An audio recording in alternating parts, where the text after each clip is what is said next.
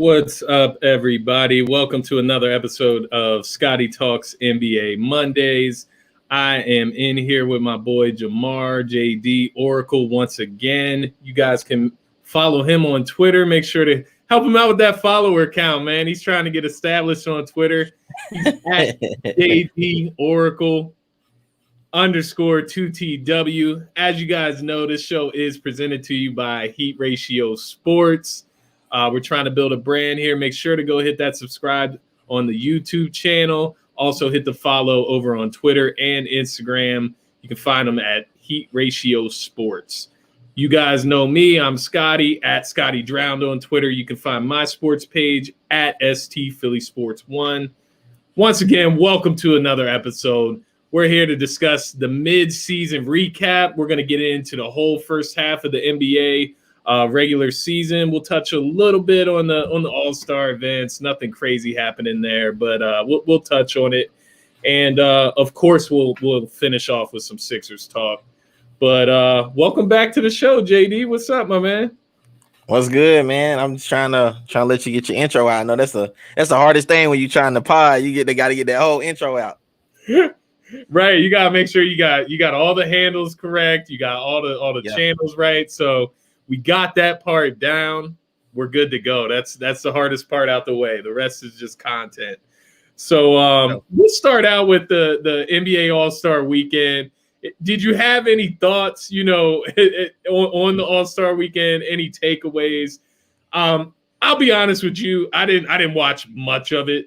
Once Joel and Ben Simmons were ruled out, I was like, I didn't have much interest in it. It's one of them things where I kept it on, while I'm doing something else. So I don't know if you had any thoughts on it, JD. What's up, Al? Thanks for checking in, bro. What's up, Al? Well, first off, I appreciate you having me on again. And then second of all, it didn't affect me that Joel and Ben didn't play as much because I'm a fan of the game. So if it's sports on, I was without sports for so long that I just watch whatever is on. Like at one point I was watching like Korean baseball. So this because it's sports on now, it gives me a greater love for the game. So I actually found the All-Star game, very like intriguing because of two reasons. One, because Dame. I was really surprised by as much as because Dame, they talk about Dame Time. He almost didn't make the game apparently, right? And he put on the show, man. Him and Curry, I thought did a great job putting on the show. I know neither one of them won the MVP, but they both put on the show, man. They made it interesting and they made it something to watch. Yeah, I guess my only complaint about the actual game, because I caught a little bit of the first quarter and then I caught like a little bit of the second half. But I guess my only complaint was really, I wish Kevin Durant just picked his team a little bit better. Honestly, because once Curry and Lillard started hitting them threes, it's like, bro. And then you had Giannis just doing whatever he wants, pretty much. And so I guess that was the only thing. Durant was missing from his actual squad, so he was already not there. And then, of course, like Joel Embiid and Ben Simmons were missing from both teams, but. How did you feel about like the dunk contest and the 3-point contest? All right, so my honest opinion, the first dunk that the Cassius had from Duke, Stanley, dunk, he got shafted. That first dunk, he got shafted. That should have been a way higher dunk. The level of difficulty on that dunk was way higher than what Obi Toppin did and other buddy Simons or whatever. Yeah, Anthony Simons. So the dunk contest, I think we could have saw a better showing, but at the same time, they didn't have much time either. They did it in the middle of the halftime, so it wasn't like they had a whole lot of time to play with. So you really can't get into any type of debate. Or they only got 2 dunks, really 3 dunks total, isn't it? So they don't leave a whole lot of time. I'm used to seeing Jordan and Dominique had these battles, so that was underwhelming to say the least. But the little buddy Simons, he definitely surprised me. I didn't know Buddy had hops like that. Yeah, that caught me off guard because I'm the same as you. I did not know that he was even known for his bounce. Like I just looked at him as a shooter. Like he can really stroke it for sure. But I did not know he was like this like dunking phenom. And you mentioned Cassius Stanley because he did that between the legs off the same leg he jumped off of. That joint was crazy. Like I did not understand that. And I know just from watching my man's at Duke, that man has bounce. He has crazy bounce, but he's not getting a lot of playing time in Indiana. But I think that's like part of the problem that they're having with the dunk contest is that you can't get the people that everybody wants to see. Like people want to see Zion and Ja and Miles Bridges from Charlotte. They want to see guys like this that are well known and not guys that are just riding the bench. So that's kind of what I took away from that. The 3-point contest. I mean, Steph Curry, this dude. It's like he killed this 3-point contest and then just kept it going in the game as well. Like shooting. Not fair, dude. It's not fair.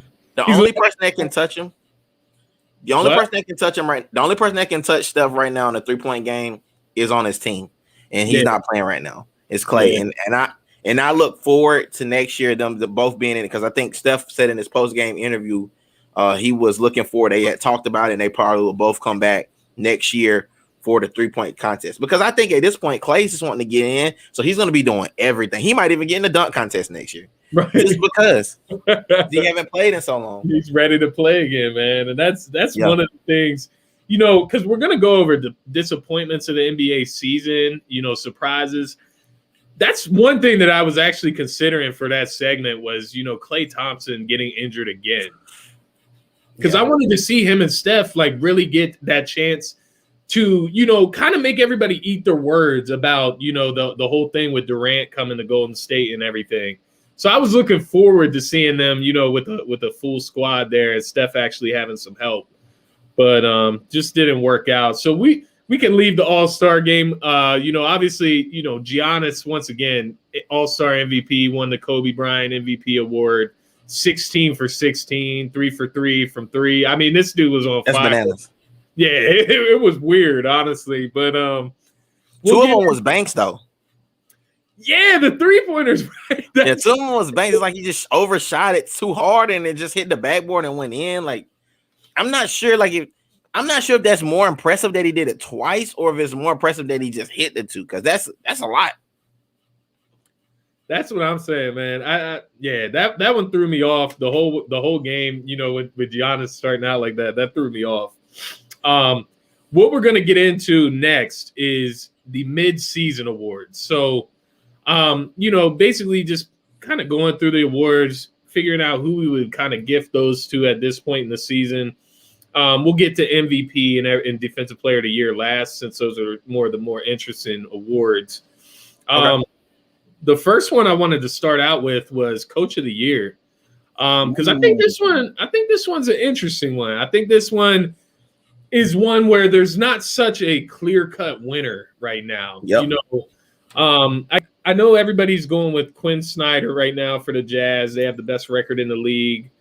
I like him. I think that they do have great coaching. I'm looking at Doc Rivers, man, and people are gonna hate my lists here because I'm gonna go really heavy in several instances here, but I'm just looking at what Doc Rivers is getting out of this team, and mind you, there isn't a ton of change overall with this team. Obviously we got Al Horford out of there, brought in guys like Danny Green, Seth Curry, Dwight Howard. But overall, we're seeing the increased production come from Ben Simmons, Tobias Harris, Joel Embiid, our best players. And we got the best record in the East right now. So Doc Rivers is in the convo. That's for sure. For sure. Yeah, for sure.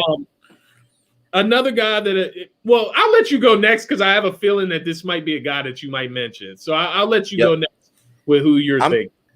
I'm thinking Nick Nurse. And I know everybody's not saying Nick Nurse. I know we're probably tired of saying that he's a good coach, but at the end of the day, those guys he have aren't that great. I mean, with the exception of Lowry and maybe Siakam, the rest of those dudes are maybe 6 men on somebody else's team, and they're playing like they're playing like starters and they're winning games. I mean, they're not at the top by no means, but they can beat you in their problem, and that's part of it. And that's why I tell a lot of people, like, don't be a prisoner of the moment. You need to look at the full body of work. Like, Toronto doesn't have these superstars, and they haven't ever had these superstars since they had Kawhi. Right. And they're still in the conversation every year. And it is what it is. I guess just to kind of just reiterate what I'm saying about Nick Nurse is Nick Nurse does more with less. Give Nick Nurse the Sixers and see what he does. I mean, he's playing with a bunch of guys that like they played a death and blind school with the exception of Lowry, because Siakam is sometimes iffy. So you know what I'm saying? I don't know. Nick Nurse is definitely on top of my list, and I'm not biased because I like the Raptors too, but it is what it is to me. Yeah, no, Nick Nurse. I mean, we talked about it in the Heat Ratio chat, yesterday. I told you the Raptors is the one team, right now, everybody's talking about Brooklyn and how they're going to run through the East. I don't think any of that's happening. I don't think that there's any clear-cut favorites really at all right now with the Lakers missing AD. I mean, I don't see any clear-cut favorites right now at all. And, the doubts that are enlisted in the Sixers, I see those in the other teams. But if I had to pick a team in the East right now that I think would give us a tough-ass 7-game series, it's going to be the Raptors, because they're the only team in the NBA that has showed that they can give Joel Embiid fits, period. Yeah. I mean, you can also go with, if you're talking about just a team that's going to give us like Boston always plays us really tough. Yeah. They play us tough, and I think it's because it's the rivalry. It's a lot of different things that go into it, but Boston plays us really tough whenever they play us. And on top of playing us really tough, they're like, Tatum is a dog, and he didn't really show it yesterday in the All-Star game, but that's not really his type of game. Like him and Jaylen Brown, they don't do well in All-Star games. That's not really their cup of tea. Like there's some players that do great in All-Star games because they kind of got the flair. They can flare it up a little bit, but those two are just dogs. And in All-Star games, nobody's playing defense, so dogs don't do nothing in All-Star games. The thing about Jason Tatum is that he can get in his bag on one-on-ones. Like that's what you don't really see in the All. People will get their shots, but most of the time you're getting open shots. You don't have to work for them shots. So in a game like that, that's not Jason Tatum's flow. Like you understand why he didn't perform that great. Like he didn't do anything crazy. Sure. But yeah, I think, Brad Stevens is another reason why. And that points to the coaching, right? Like if you have to worry about these teams. Now, mind you, Boston Celtics aren't the world beaters right now. Miami Heat aren't the world beaters, but they have experienced coaches. Eric Spoelstra. Brad Stevens. The other coach that I wanted to mention in this topic was Monty Williams with the Phoenix Suns, man. Now, mind you, he's not going to get all the credit in the world because they brought in Chris Paul and he's a coach on the floor, but you got to give this man some credit. He's got this Suns at number 2 in the West right now. Exactly. Yeah, that's kind of crazy. Remember when last time I came on here? Yeah. Remember what I said last time? I said, dude, watch. The Suns are going to finish. By the time the All-Star break, they're going to be in second place. And everybody looked at me. They thought I was crazy. I'm telling y'all. Well, y'all start listening to JD Oracle. I didn't get the name for no reason, dude. It's not a great moniker. It's real. Yeah, man, you called that shit. So, I definitely am in on the Suns. You definitely put me on to the Suns because what I was doing, I just really wasn't paying attention to them. And then, obviously, as they win more, you'll pay attention. But I've just been focused on them a lot more in the last couple of weeks. Devin Booker, we talked about the All-Star game. That was something I was disappointed that I didn't get to see in that. But Chris Paul balled out with the assists. Man. That man, like, and he dunked. He caught a oop. Right. Listen, I'm gonna tell y'all this, and I'm gonna be brief because that's like really overkill. What people don't realize about the Suns is the Suns are very, very. They got some seasoning. Like it's like. You throw Chris Paul into something. He's like instant mashed potatoes. I'll use that for an example. You just add water. All you gotta do is add Chris Paul to any concoction, and it makes it better. He knows how to work with people. I don't know how he had an issue when he was at I don't know how he had an issue when he was at the Clippers and like him and Blake Griffin. And I know we're gonna talk about that in a little while, but Blake Griffin. But if you have a problem with Chris Paul and Chris Paul's never had a problem playing with anybody, then you're the problem. It's Right. not him. Like, it's you. And now that we've watched him go to OKC and do work, we watched him with the Clippers do work. We watched him with now we're watching him. Was it Houston? He did work, and had he not got hurt, they might have had a chance at a title. Listen, I've been big on Chris Paul from the beginning, and now he got this young goat. He raising up, and he's making him. Booker was shot heavy last year. Yeah, he was scoring a lot on a lot of attempts, and this year his efficiency is so much better. He's Chris Paul puts him in spots. They even got my boy Aiden playing better. Like, listen, if anybody is high on the Utah Jazz, you need to get high on the Suns, because those might be your Western Conference final teams. If things go south with AD, you definitely might be looking at that as your Western Conference final. Yeah. I think that's a perfect point. Like I said, Monty Williams got that team in a good spot. Mixture with Chris Paul, the leadership that they provide. Monty Williams has a lot of experience in the NBA. Sure. So I definitely think he's a guy that has to be in the conversation. We'll move on to the next one. That was a good topic. We got Rookie of the Year. Now, see, this one is, I think it's clear cut front runner. Now, I like Tyrese Halliburton a lot, and especially when I got to see him play against us, I saw the full capabilities. He's got the 3-pointer. Right. He can do it. He can do a lot. But this man LaMelo Ball is on on some other shit. Like, this man is looking like an all-star already. Like, this last month that he had, if he's playing like that the whole season, he's in the all-star game. Yeah, his February was nuts. His February was crazy. That shit was crazy. Like, it was crazy. Yeah, like 20-point games. Like, yeah.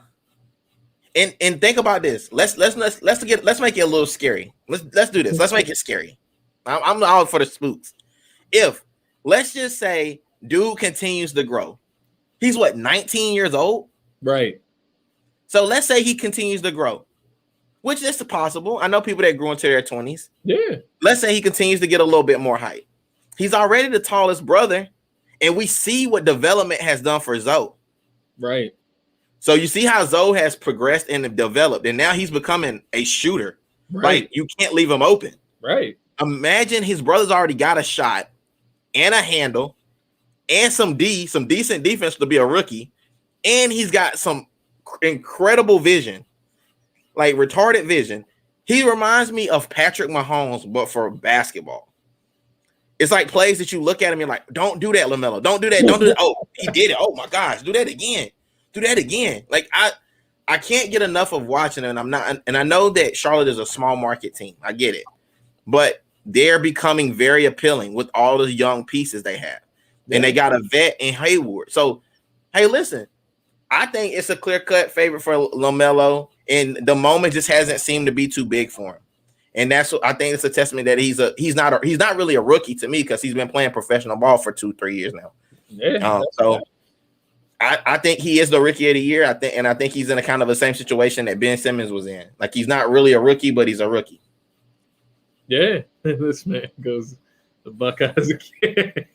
Oh man, this guy kills me with his Buckeye stuff. They get them guys beat us one time in like 4 meetings. Like, in every other time they didn't lost, and then all of a sudden they like go Buckeyes every time they see a Clemson ball. I mean, I get it.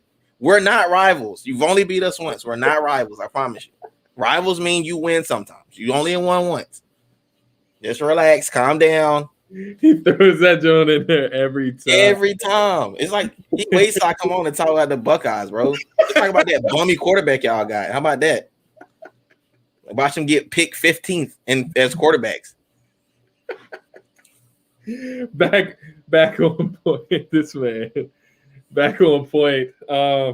Yeah, LaMelo Ball. We don't have to spend too much time on Rookie of the Year. I think that's clear cut. Shout out to Quickly in New York. I do like him. Emmanuel Quickly. He's a straight shooter, and then James Wiseman's been performing pretty well as well. We'll keep. I forgot about him. I forgot about Wiseman. He's like that. Good. Yeah. on that team, and like it's kind of working out perfectly for Wiseman because in all honesty, Curry's getting hot. He's been taking a lot of attention off of Wiseman, and Draymond does his thing. So really, you're looking at it. He don't have to really do. It's not as heavy on him. He's really able to come along at his own speed, and I think Curry's using him perfectly. I know people aren't talking about it, but Wiseman's coming on just the way he should. He's not really putting himself in bad situations. He's not really having bad games. He doesn't look like a bust. He looks like they're just moving him into the offense slowly. When Clay comes back next year, he's going to be a perfect piece. He's still a rim protector, kind of like Ayton. Yeah, and he's starting to knock down that NBA three as well. That's what's crazy when you watch the Warriors. He'll knock down 1 or 2 threes a game like it's nothing. So Wiseman's definitely. I mean, he was my favorite one coming out, just as far as his size, right? Like, I was high on LaMelo Ball. I was not as high as I should have been. This man is ready. Like, it's ridiculous how ready he is. But James Wiseman is a guy I've been high on for a while. What you think about my man though? Real quick, what you think about the other young bull from Timberwolves, Dunk Machine? Anthony Edwards? Yeah, what you think about Edwards? He's another one that I mentioned on there. He struggles shooting a little bit, but that'll come around. I feel like that's kind of typical for a rookie to struggle shooting once they transition to the NBA. His athleticism is top of the class, and his passing has been surprisingly good. He just said here, Edwards is solid for sure. The different, all of those guys are probably in the same realm. Tyrese Halliburton, Edwards, Wiseman, Quickly, all those rookies, except for LaMelo Ball. Like, he's just separated himself so severely that it's really not a conversation. You're really just talking about who's next. Like, so yeah, that I do like Anthony Edwards a lot though. I've paid zero attention to him all year. Like until he dunked on that dude, I don't even think I've seen the game. I paid a little attention to him after that because like once you see somebody get dunked on like that, you got to be like, dang, like how did that even happen in real life? But like, once how does this dude play that he got set up for that? Like, like how do you go back out there, strap up your shoes, and play again after that? Like you got murdered on the court, right? So the next one we're going to talk about is the sixth man of the year, which this is another one where I think it's kind of clear cut, man. I think Jordan Clarkson's got that thing locked down in Utah, man. And you know what part of that is the Jazz just let him go. Like when he comes in and Donovan Mitchell sits down, they just let him go. He can shoot whenever he wants. And that's kind of why you're seeing that evolution of Jordan Clarkson from what you've seen in Cleveland, what you saw. He showed signs in LA for sure, but haven't really heard from him since LA. And maybe it's just the market, but he's balling on the got Bosa 97. We are winning the East, and that's will destroy the six. Oh man, We'll get to you in a second. I'm gonna let that marinate in the comment section. Those bummy guys, the Nets are still the Nets, all right, dude. Well, they got Blake Griffin, bro. Didn't you hear? Yo, curb your enthusiasm. These dudes are still the fucking Nets. Remember that. Like they still are the Nets. For all the children out here, turn your TV off. I get so passionate and fired about these Nets, especially the Nets fans that wasn't Nets fans until like last year. Have y'all still thought they was gray and blue the other week? Like until like last year. Get out of here, bro. We gotta get this Heat Ratio panel podcast, yo, to talk about this. Because these mugs is bowing down in the chat to the Nets, man. I'm not doing it. I just can't. Like I can't. Like it's not. Did you screenshot it? Oh yeah, the DMs, yeah. I screenshot all that shit. Yeah. Then he said the Sixers look good in the All-Star yesterday. Oh, wait. Hey, how about this? How about your boy? All-Star game? I was going to wait but since Bosa 97 pulled it out of me, I'm going to just let him know how I feel. So your boy, I watched the post-game interview because I had to break it down for my school project for broadcasting. So I break down the thing. Did you know that Kyrie said that basketball wasn't important to him? Did you know that? Did anybody watch the 76? Did anybody watch the post-game? Because my man started going into like a whole like conundrum after the reporter asked him, She said, well, how do you feel about the negativity that's been swirling around you? He said, what negativity? Like, Kyrie Irving is a freaking basket case. That dude is a stiff. And Tony Cotillo's, and out of his own words, I'm telling you, he's a stiff. And if you're counting on him to get you through the playoffs this year, because he can't guard a cadaver, and I mean that, like he couldn't guard anybody. Like everybody knows that Kyrie is like nutso. He is the Kanye West of NBA basketball. Yeah. Period. So before any Bosa 97 or any more of these Nets fans get on here, you need to get him committed. Because if you don't, he's like Antonio Brown. Like he's Antonio Brown. I just figured it out. Antonio Brown. No CTE though. No CTE. Yeah, that's the thing with the Nets fans too, and they'll bring up the mismatches and the matchups and our 3 stars will get 130 point. Like no, but you give up 250 like that, so you still lose. My thing is nobody's asking the other questions. Like, okay, who's going to guard KD? Ben Simmons is going to guard KD. Straight up. That's what's going to happen, right? Who's going to guard Ben Simmons on the Nets? KD's not guarding Ben Simmons on the post. He's going to body him. They're going to put who? Harden? Jeff Green? Nope. Because then who's going to guard Tobias? Yeah, who's guarding Tobias? That's what I'm saying. And nobody's guarding Embiid. So if we're talking about mismatches, we can talk about that all day. Like, it's not about that. It's about depth. It's about defense. It's about coaching. It's about everything. It's all put together. It's not just scoring. So, it's like, T's, bro. What'd you say? Depth, defense, and determination. And Kyrie isn't determined to do anything but read Shakespeare and be somewhere in a ball crying to thinking LeBron gonna say something to him. And then the crazy thing about it is, what has Kyrie done since he left LeBron? That's my thing, man. And I hate doing this to KD, but because I like KD. I love KD actually. I love him as a player, but he went to the best team ever in the Warriors to win a championship.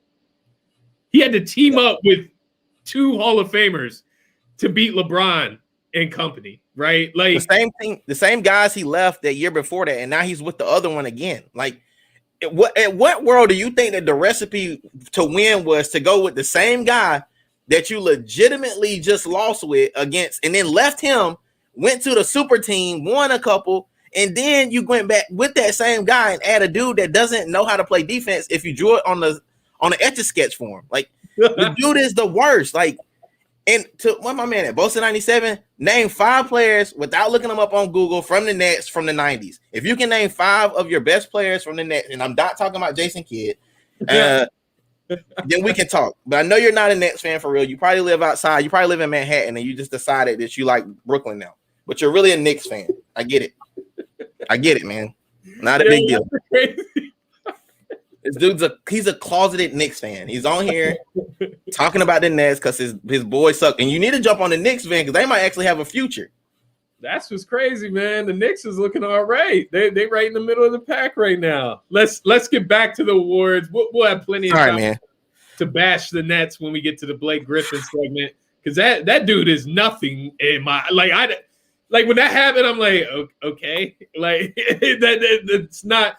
You saw Bleacher Report put up like a 4-headed monster of them, like including Blake Griffin. I just know 100%.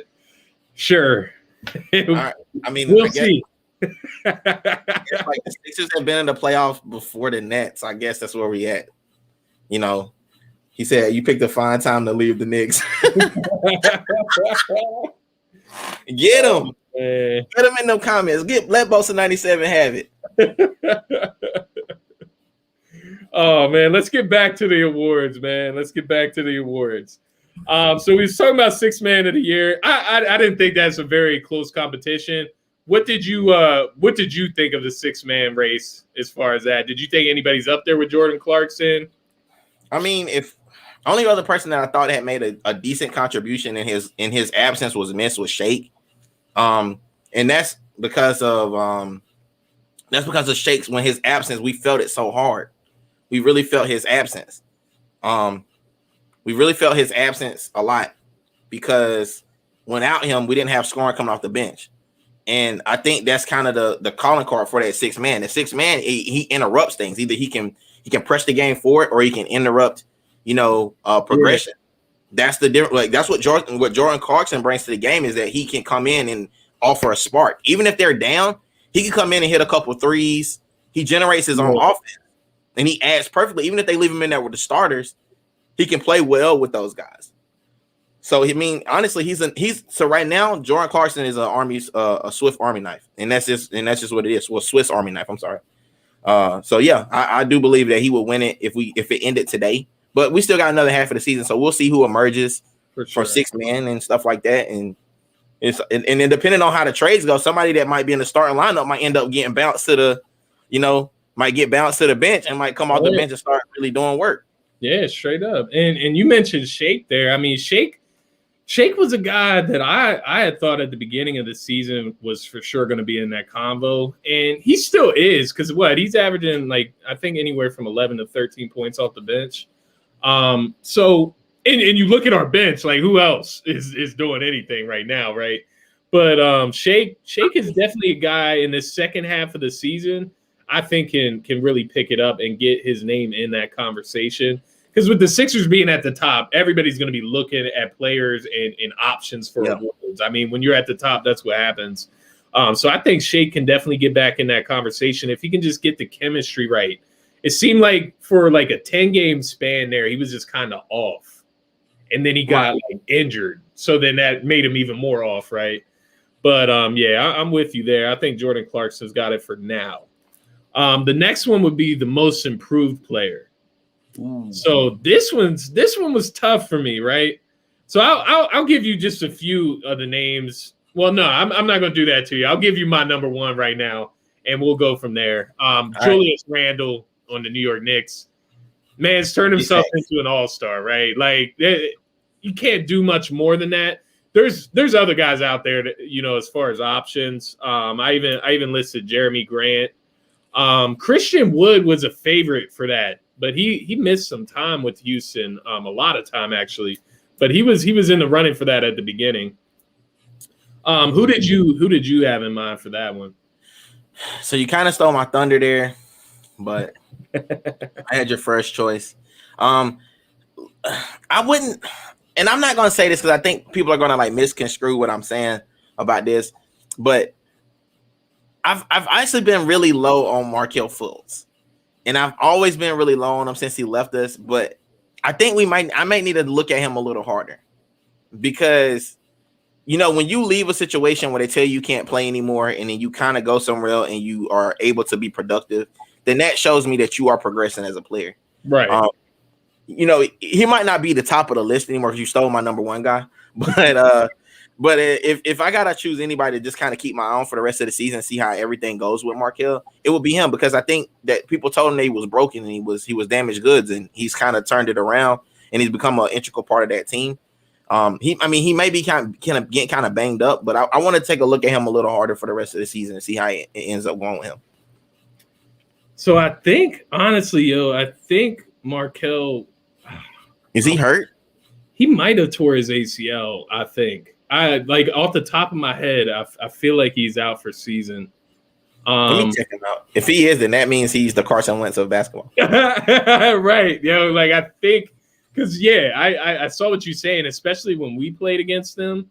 He kind of balled out with us. Yeah, he was shooting threes and shit. So I mean, Markelle was on the right track, but I think he did have a season-ending injury, yo. Oh yeah, you're right. January the 12th, left in a wheelchair versus the Cavs. Yeah, you're right. Suffered season-ending torn left ACL. Well, that's gonna be won't be watching him for the rest of the season. So forget what I said. Nah, that's unfortunate for him, man, because he did find his groove there for real.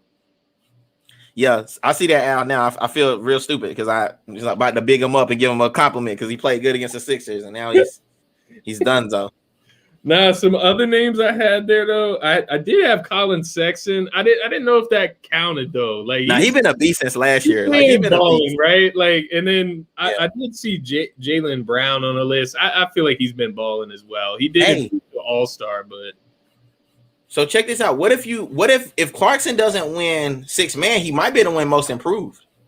Yeah, that is very true. That's an option. Definitely. I mean, if it becomes like a toss-up between the two, like I don't think anybody will argue with saying he's the best, the most improved. Yeah. Especially like his whole career path. Like, we kind of thought he was gonna die, because people used to go to Utah to die. That's where people used to go to die. And then now they kind of go, they kind of go to play. Look at my boy Al. Al the only dude with a profile picture with like glasses on. Like he's stunned. You got the sunglasses on. That's my boy, man. Shout out to Al, man. Heat Ratio fan. Al brings the energy, man. I like Al. But next one we're gonna get to is the defensive player of the year. I feel like we're gonna agree. Maybe we don't, but I'm a homer. Go ahead and put it in there, man. Put him in there. Sign him up. Ben Simmons. I'm gonna give you the floor to explain why you picked Ben Simmons first. Somebody put the spotlight on you, boy. I want the spotlight on me when I say this to all you haters, especially Bosa 97. All right. Ben Simmons is the perennial stopper. When I tell you, if you look at players when they come into playing the Sixers, there's not a lot of players that Ben Simmons checks that goes off. And I'm not saying they're not going to score buckets. They're going to score some buckets. It is what it is. They're going to score some buckets, and they're going to sometimes be productive. But if Ben sit down on you, really sit down on you, he can affect your shot. He can affect you when you go to the basket. He's strong. And to be honest with you, I like that answer too with Bam, but I just don't see him over Ben Simmons. Ben Simmons changes the game with his defense. And when they really do decide, that whole team really, when they decide to strap up, I know people always talking about the pick and roll. They struggle with the pick and roll. They struggle with the 3-point shot, and that's gonna come. But when they really decide to sit down and strap up, it's not a guard better. And really, we shouldn't even be calling him a guard because he's 6'10". So we really shouldn't be calling him a guard. But the fact that he's so versatile, he can get a hand up. That it's a no. Like I said, it's like what Al saying. It's a no-brainer, dude. You close your eyes, a blind man can see that he's the defensive player of the year. Yeah. I think what does it for me is the fact when you look at the rest of the contestants that are in the conversation, they're all big men, right? Like they're all not perimeter, but they're all inside defenders. They protect the paint. So that's the difference. Literally, he's guarding literally every position, and I see exactly what you see. It's game changing when he decides that he's locking in for this quarter. So when you get to the fourth quarter in overtime against the Jazz, sorry, Donovan, you had 31 in the game, but you ain't getting shit in these 2 quarters, right? Like you're not getting anything in the fourth in overtime. Fourth and beyond, you're not getting anything. And he did the same thing against Damian Lillard against Portland, locked him up in the fourth quarter. I can't remember if we went to overtime in that game, but I remember Carmelo Anthony had to close us out because Damian Lillard was locked up. And when you can switch it like that, I don't care what the numbers are for the total game. Like, if he's guarding these guys 24/7, he's not going to be able to do anything on the offensive end. So we got some comments coming in. Bam can sit down on a guard and strap up. He can. Bam is up there. And I would argue Bam over guys like Gobert. Like I would argue Bam over him over Miles Turner even. You know what I mean? Gobert can never speak about defense after he got mollywopped this last game. Like that man better never talk to Ben. He better, every time he see Embiid from now on, he better have his head down looking at the ground. Like he straight sunned that man. And then on top of it, he embarrassed him. He banged him so bad under the basket one time. My man ran from him. Like, get out the way, bro. Like, listen, and I'm not saying this because, I'm a Sixers fan. I'm saying it because Joel Embiid has a problem with Gobert being called the defensive player of the year, and he is proving it every time he plays him. He's making a point to embarrass this man, and that's terrible for the Utah Jazz if they ever see us in the playoffs. It's just going to be bad. Like, and I'm just to this point right here, Ben Simmons. People always say Ben Simmons doesn't score a lot, but in any game that we've ever seen, with the exception of LeBron James, if your best players don't normally go guard the other team's best players. Exactly. But the fact that he is doing that is something that is the last time we really saw that happen a lot was with LeBron and really like Kobe and Jordan. Like those dudes used to strap up on the best player because their defense was such high caliber. So I know we're saying stuff about not being, efficient and always being on, but he's always defensively efficient because he's always playing the other team's best player. Yeah, I agree, man, and it's so clear to me to see that I can see it. Like when Ben locks in, it's hard to imagine anybody scoring on that man. He is 6'10", so when he puts his body on you, you saw it with Damian Lillard. You can't just push him off, right? Like, even if you push it off, you're not pushing Ben Simmons off of you. You saw it with Donovan Mitchell. He tried to use that off arm to wrap him, and he got called for an offensive foul. Like, he's all over the floor. It's ridiculous. And the craziest part is I could make a case that Joel Embiid's Defensive Player of the Year as well. If we're talking about Rudy Gobert as Defensive Player of the Year candidate, I can make a case for Joel Embiid. Because our defense is 100% different when Joel Embiid is on the floor in the middle of that paint. Straight up. I can make a case for him, literally. We're going to start calling Ben Simmons. His new nickname is Shawshank Redemption. That's going to be his new name, Shawshank. He'll lock you up like Shawshank. Right. And then we got 33 points on 34 shots. Yeah, that's what he's doing to Donovan Mitchell, man, at the end of games. Forcing up shots, throwing up layups off the backboard hard as shit. Like, you're not making that. Like, that's stupid. You know what's crazy is, as much as the referees played a part in, Donovan Mitchell exploding, it was mostly he was frustrated because he could not do what he wanted to Ben Simmons. Like, that's frustrating. Like, as a guard, I'm a guard. And when I used to play against taller guards, I'm 6'2". But in my conference when I was in college, I had to play against guys that were 6'5". And when I couldn't necessarily get my shot off, that's frustrating. I couldn't body him. Yeah. It frustrates you. Like, it does. And I can understand where he's coming from. And you feel like he's being physical with you, but you don't have the physicality to match. He's 6'10". Exactly. Bro. Like, he's no physicality. Balance. Like, that messes up your whole game. And the craziest part about that game, and it's what I said on the show earlier, I'm on the Painted Lines with Dylan Davis. I was talking to him about it. It was, what it looked like that Donovan Mitchell was doing at the end there when Joel Embiid got that foul called? It looked like he was giving up, and it looked like he wanted to get thrown out of the game so that he could have an excuse, because he was trying hard as shit during that game. And by the time he got ejected, it was already wrapped up. The game was out of hand, bro. Yeah, he had already kind of closed that out. It's free throw game from there on out. So when he got ejected, it just looked like he was frustrated, like you said, because Ben is playing him physical, not giving him anything. He was getting all them layups in the first half because Ben's not trying to give you cheap fouls. Ben gave all that shit. He took all that shit away in the fourth quarter. And then on top of it, you about to lose this game that you just tried hard as shit. Your man's Rudy Gobert is getting embarrassed. And now you just gave up. You quit on your team. And that's what I thought of it. Whenever you're just like throwing these fits up the court. And even Gobert like ran up the court and like stomped his feet. Like, how old are we, guys? Like relax. Like, a lot of teams haven't battled back against them either. And I think that's what killed them. Like, there's a saying, like when I played, like there was a saying when like you could take a team hard if you take their best shot. Like, if I give you my best shot, just like in boxing, if I take whatever you can give me and I still keep getting up, it will frustrate you to be like, yo, why don't you stay down? The Sixers, that whole game, they battled. They got behind. They just kept battling. They kept battling, and they got themselves back in it. And, like, listen, bro, like, it's gonna be tough for anybody to really score on them boys, because they long. Like, Tobias is long, and I know people saying like Tobias don't play the best defense, but he's long. 6'7", 6'8" is long. These guys have long defense this year as well, bro. That's what people were, when Tobias was out for those few games. That's what people were forgetting, especially against the Cavs. Yo, you need Tobias's perimeter defense at this point with this team, right? So like, just a hand up. Hand down, man down is the worst defense.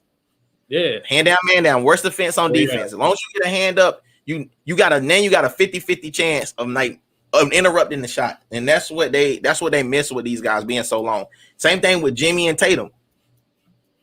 Yeah, straight up. So the next one we're going to get to is the MVP race final finale of all the awards. Obviously the most important, but you know who I'm going with. This one was easy for me, but I get the arguments. LeBron. I've even seen like these arguments of James Harden pop up lately. Kevin Durant early on in the season, Jokic, Damian Lillard, Steph Curry, all guys that deserve recognition, of course. But I'm going with my man Joel Embiid. It's so this to me is clear cut. Like I don't see how you can go again. This man said Jimmy Buckets. Nah, sorry. Jimmy actually has been balling, but has not played enough games this season. So I think Jimmy played twice this whole season. Yeah, I can't agree with that. Jimmy has been balling lately. I'm not gonna lie about that. But Joel Embiid, for all the talk about him being injured and load management, he's only missed a few games. I think like 5-6 games out of the 30 plus. So you're looking at what he's doing, 30 plus points a game, over 50% field goal percentage, over 40% from three, like 12 to 13 rebounds a game. And we already talked about what he means on defense. Yeah, he's a Heat fan. He's a Heat fan. It's all right, man. Let him live. Can't all be perfect. We're going to get to the Miami Heat when we get to the biggest disappointments. So yeah, we'll let him live for now. We'll dig in on the Heat later. We can't all be great. Like, you know what I'm saying? Like everybody can't be great. Like I get it. Like you got it. Hey, I pull for my guy too. Shoot, like I ain't gonna lie. Respect, Colvin. Respect. That's what I'm saying. Respect. Because one thing I will say about Jimmy is that after last playoffs, I will never doubt this man in my life because he put on last playoffs. Like he did. He always put on, bro. Yeah, he always put on. It's never a time I never questioned Jimmy's work ethic or him being a dog. It's just, do I put him in that elite category and call him the MVP? And I can't do that in good faith right now. He just hasn't played enough games. He doesn't have enough in his resume as of right now in this year. It's not to say his whole body of work won't be great when he's finished, but right now in this particular year, he's not even the second in charge on this one. He said, look at Jimmy's number. Bro, I understand that, but he's only played like 7 games or something, bro. Like it's a long season. Joel been putting on all season. Like the dude draws a double team at this point. Like, come on, man. Like I'm not saying Jimmy doesn't, but I noticed this is one of my best friends that keeps commenting on the Heat shit. I know he's trolling, but he's trying to throw in these good points. Like that's a good point. That's a good point. It is a great point. But I think he would agree that Embiid is the MVP right now. He said it earlier too. I gotta scroll back up, but he said it. Yeah, he said it earlier. I think that's an easy convo. LeBron always in the conversation. Giannis always in the conversation. But if we have the best record in the East at the end of the season, it's no way. Yeah, I agree. It's whether we can keep that up. So if he can keep it up, yeah, I see it as well. I like I said, I've seen James Harden creep into the conversation. James Harden's putting up good numbers with the Nets. He's doing his thing without KD and Kyrie there. I got nothing against that. My thing is Joel's been doing it the whole season. That's it. Yeah, I agree with that. Except I got Embiid as 1A.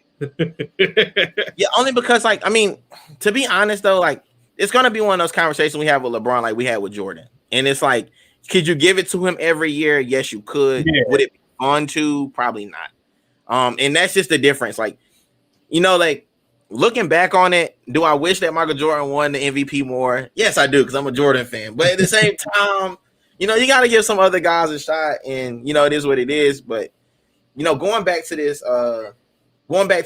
comment about that Al put up about there's no way JoJo doesn't win if they win the East.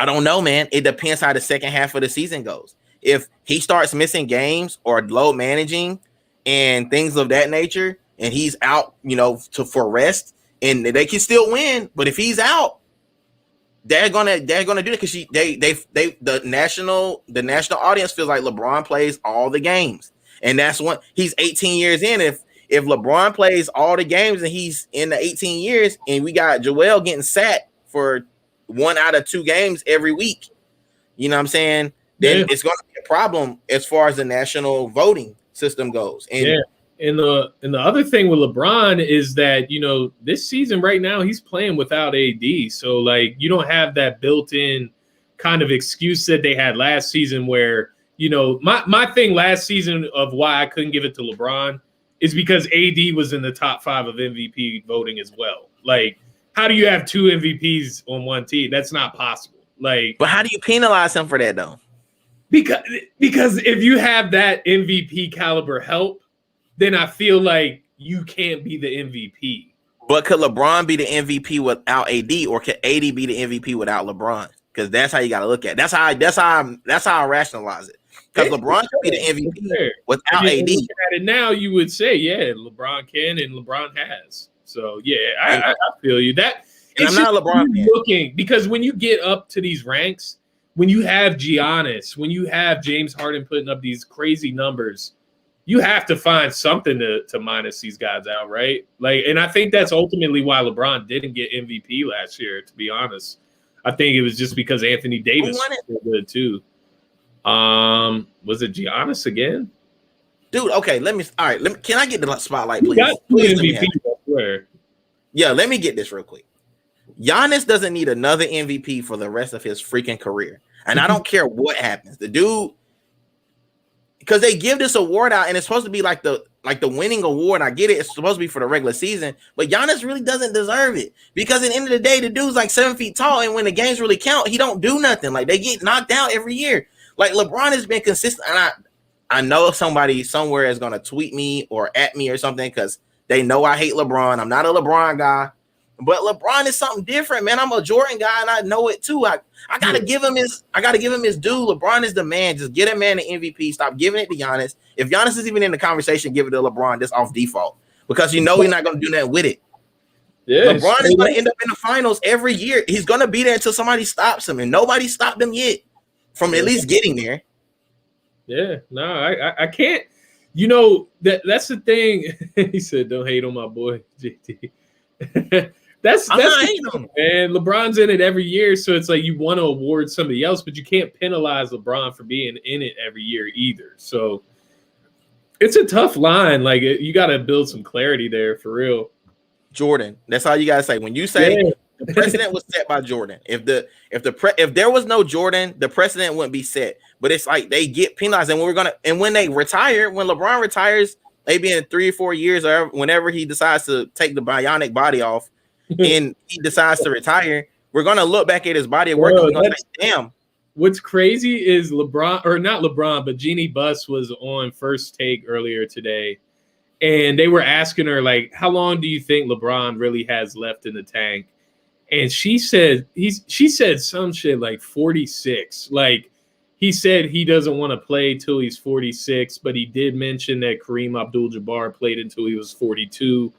So she's thinking somewhere in between the age of 42 and 46 is when he's going to retire. And I'm just like, yo, that's 10 more years. I can't deal with LeBron for 10 more. I can't do that. Like, I can't do it. Is he still dominant? Is he still dominant at 42? Because Jordan played for the Wizards and 42. Yeah. His shot continues to improve. The three-pointer, he's a three-point shooter now. Like, it's official. Like, he's in. Like, I don't know. I'm not putting any ceiling on LeBron's longevity. I can't do it realistically. LeBron has already been penalized from voters' fatigue. Yeah. I mean, I get it. Yeah, I get it. We'll move on. We'll make this section kind of quick. We do want to get to some real quick, Scotty. Throw this out there real quick. Yeah. The Michael Jordan retired the second time at age 38. And that's how old LeBron is right now, right? Or he's almost 38? He's 36 or 37. Okay. So that would mean he would play 2 more seasons. He was saying he's 36 and he still had like 10 years until he was 46. So he might be 37. He may be 38. She might have just had that wrong. I could be wrong there. And listen, I'm going to tell you this straight up. Well, if he's 18 seasons, he came in at 18 with 36. Yeah, that makes sense. There we go. Yeah, the greatness of LeBron is that he can be the best point guard in the NBA when he slows down. Yeah, he could be the best point guard. He could be a spot-up shooter. He could be a guy that just grabs boards. You know what I mean? Like he could he can play a lot of different roles. It's really weird, actually. But man, I'll call LeBron, tell him to go sit his old ass down and let the rest of somebody win something, man. We tired of seeing him in the finals every year, bro. Give somebody else a shot, man. Yeah, straight up. Jordan only did it 6 times, and he got out the way. So the next topic, we'll whiz through these because I do want to get to some Sixers talk before we hop off of here. Biggest disappointments and surprises in the NBA. I'll list you a few. You can kind of just bounce off of me, I guess. Yeah, we'll do that. So the first one, disappointments. I had Miami Heat, and then I had the Boston Celtics number 2. Miami Heat, it's interesting because it's not all their fault, and I know my man Nick will come back on and he'll dispute that. But Miami, either way, you're coming off a finals appearance. I don't expect y'all to be below 500. Yeah, there you go. I don't expect y'all to be below 500. I know that Jimmy was out for a while. There was a moment where they were playing through COVID issues. Everybody's been playing through that shit, and there's no excuses to be given out here. They're picking it up, and that's why this is the midway point, because by the end of the season, Miami will be in the playoff picture. They're already back in the playoff picture, but they will be solidified in the playoff picture.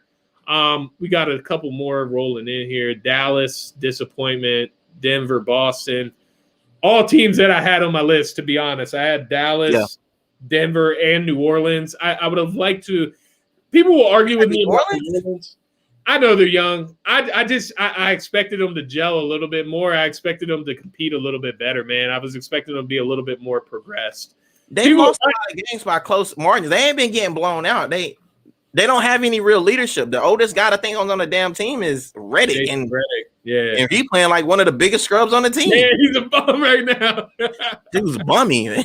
Yeah, so all they can do is podcast. One, but that's one I threw in there just because I'm real high on Zion. I love Brandon Ingram, and I think that duo is gonna make some noise. But they throw Zion, throw Zoe in there too, man. Put some respect on Zoe's name. Put Zoe in there. Yeah, but see, they're not looking to keep Zoe, so that I don't know what they're doing there because the report came out that they wouldn't give him and Josh Hart long-term contracts because they're focused on Zion and Ingram.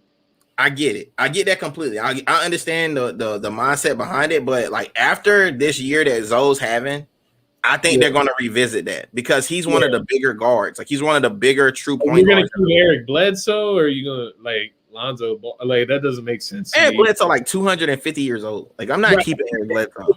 Right. He's literally gets into a regenerative chamber every night to make sure he doesn't fall apart. To the Boston Bummies, that's who I'm giving.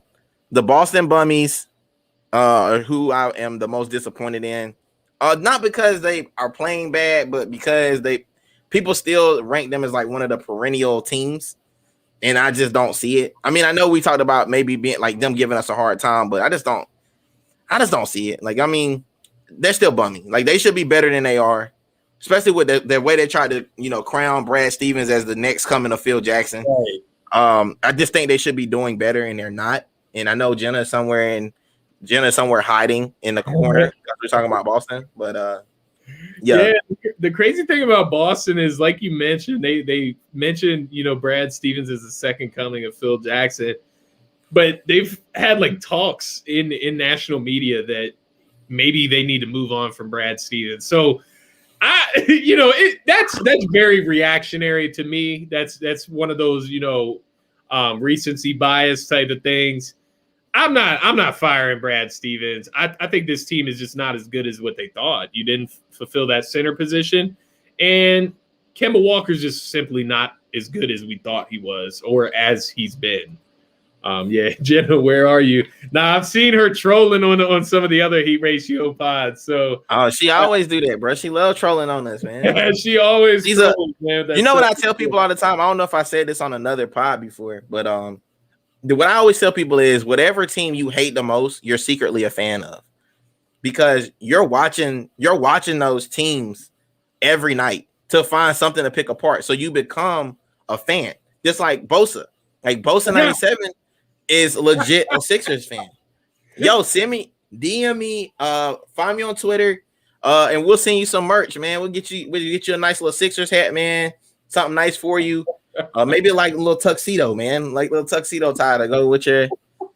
You know, we don't want you out here looking naked with your New Jersey Nets stuff on. Because you know you got that New Jersey Nets jersey from like 05, right? You remember that? Look, oh man. Now he got a buddy. He's got a buddy. No, we got the Here Nets in here. Hey now, man, y'all make sure y'all like my boy Warren's. He's been a Nets fan for a minute, so I can vouch for him. Yeah, like don't get like Al said, man. Don't get quiet. Don't turn into those church mouse. Don't be scared. Don't be scared. Like Al, scared of the Nets. Don't be like Al. All right, y'all don't be like Al. Al is scared. He in the DM. He's been quoted in the DM. Scared of the Nets. So I'm just letting y'all know. Al's got it right here though. Hit that subscribe button. Turn on them notifications, and we can talk about this the rest of the season. We can watch it play out together. That's what it's all about.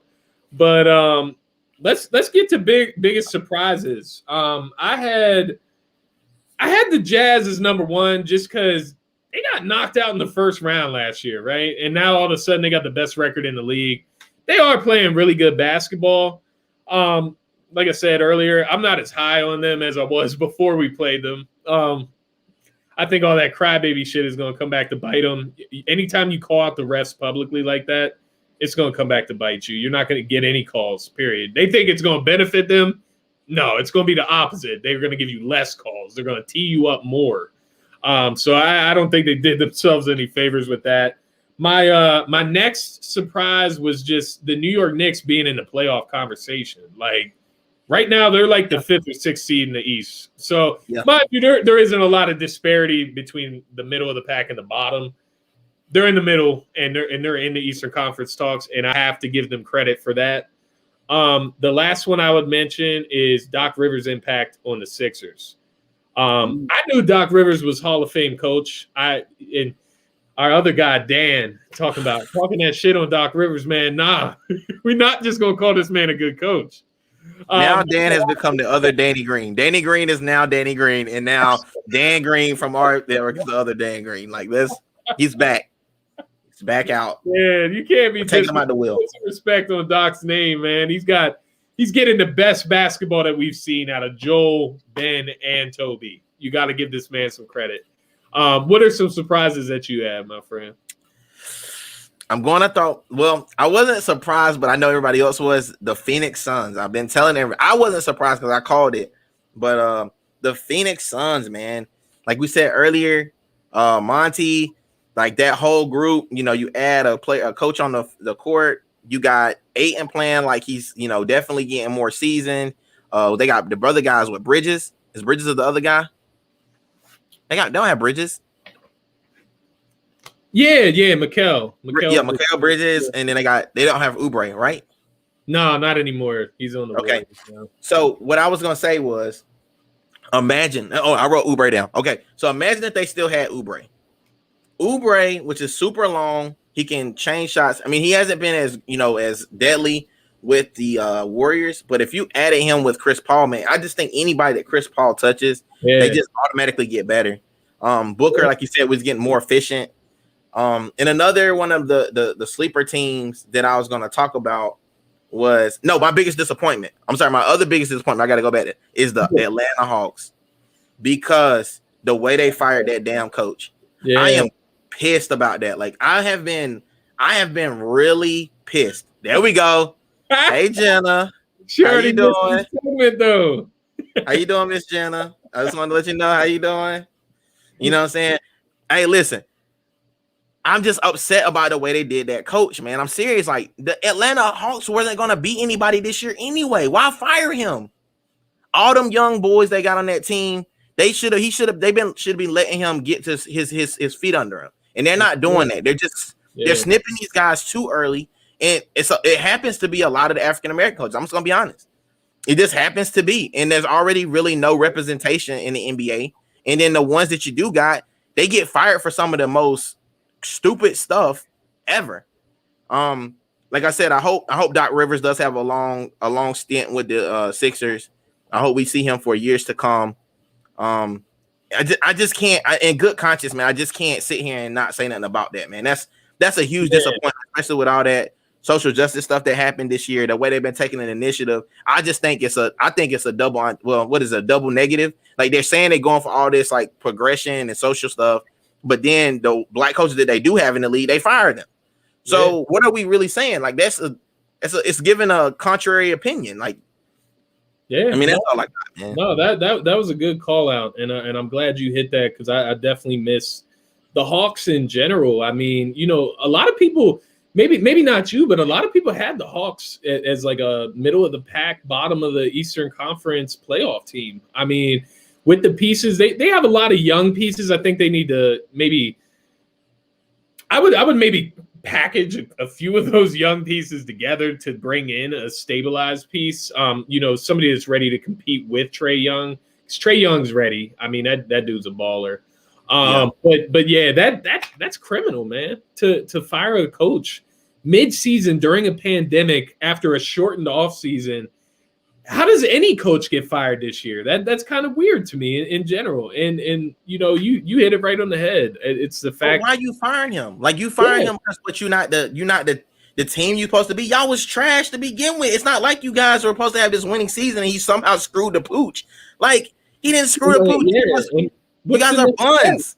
What's the next step? Bringing another coach that you're gonna blame? You know what I mean? So if you don't ever build anything like we did it in Philly. We let Brett Brown build with these guys, right? We gave him a plethora of opportunity, right? Yeah, until what, 5 we realize years? that we've hit our ceiling with Brett Brown, right? And then we bring in somebody new. So you have to have that guy to get them through the tough times to build that culture, that initial culture.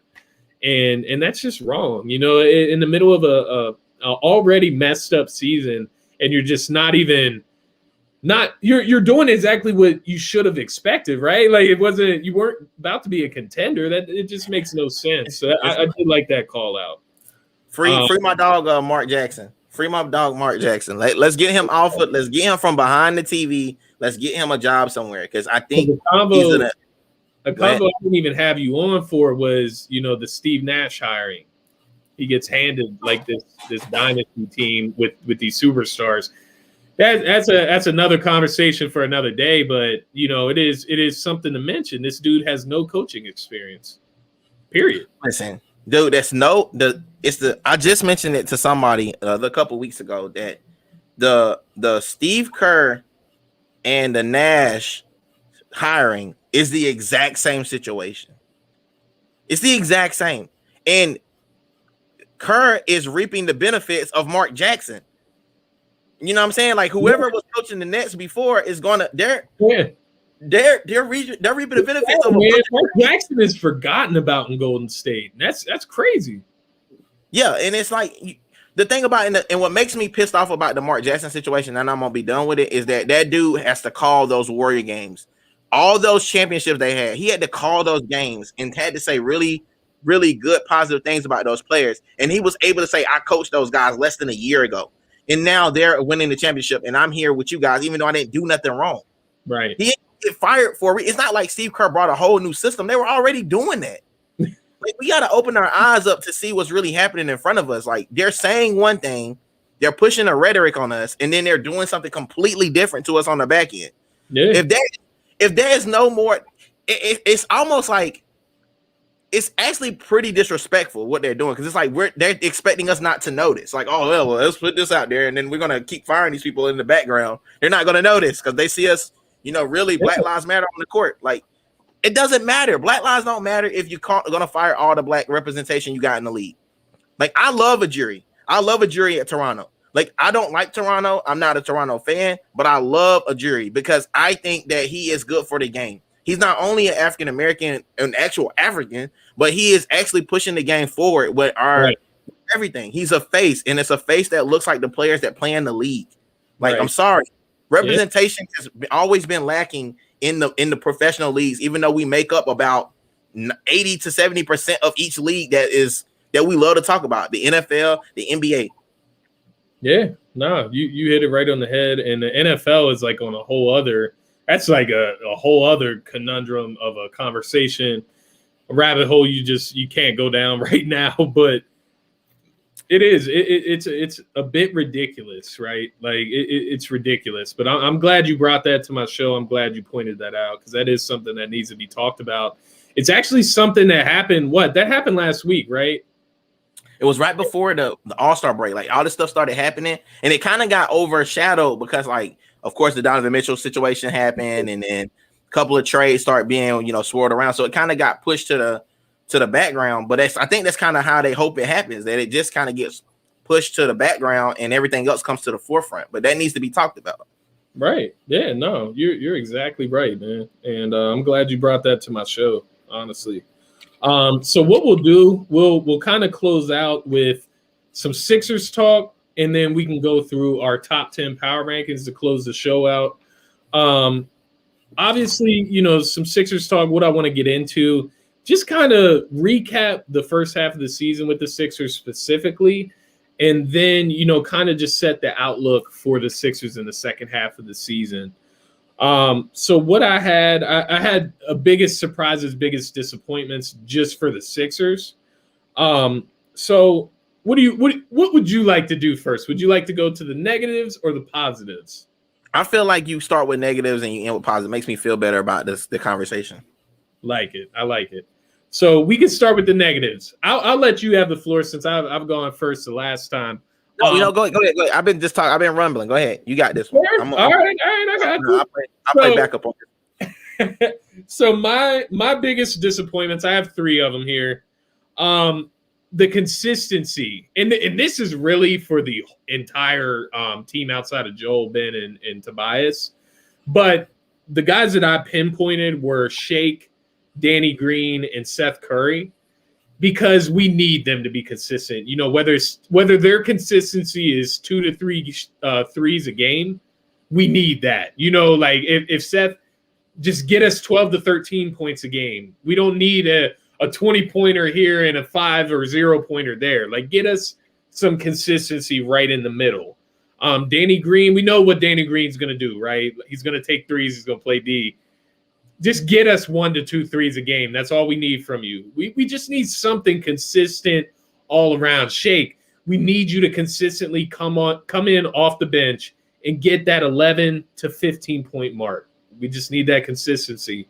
The next disappointment would be for me, Tyrese Maxey's role. The way it started out compared to what it is now. And, rookies hit those rookie walls, and there was a lot of COVID stuff at the beginning that gave him a lot more opportunity. But I guess I'm not disappointed in Maxey, and I'm not disappointed in Doc. I'm just disappointed that he can't be a part of us being the number 1 seed right now. And I would just like that for a young player to see that first-year initiative from him. But, it's not like I'm out on Maxey or I'm – cool with shipping Max. It's not like that. I'm not down on Maxey. I think he still has potential. I think he can be a good player in this league. I'm just disappointed from what it started as to where it's ended up. Right.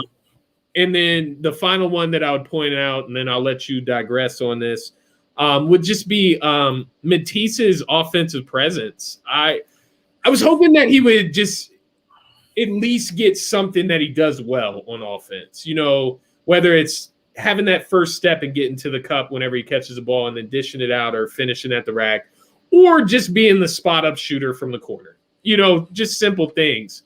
But I really haven't seen any type of consistency in his offensive game at all.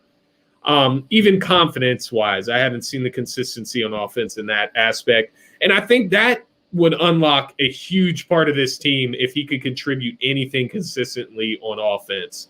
But once again, not one of those where I'm pinning Matisse against the wall and criticizing him.